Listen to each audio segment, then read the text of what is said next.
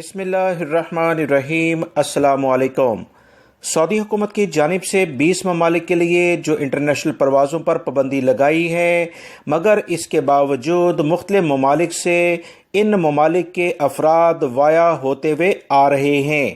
اس میں Bahrain top listed ہے، کیونکہ بحرین کا زمینی رستہ بھی سعودی عرب کے ساتھ ملتا ہے اور فضائی رستے سے بھی بحرین سے سعودی عرب آیا جا سکتا ہے۔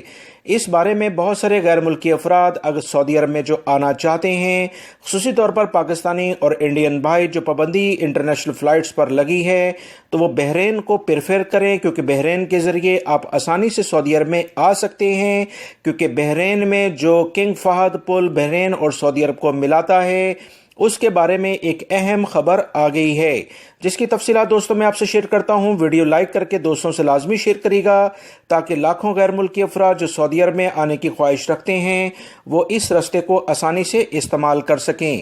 سعودی عرب میں کنگ فہد انتظامیہ نے کہا ہے کہ جو غیر ملکی بحرین اور سعودی عرب کو جوڑنے والے پل کے راستے آنا چاہتے ہیں، انہیں سعودی عرب میں داخلے ہونے پر PCR ٹیسٹ لازمی پیش کرنا ہوگا۔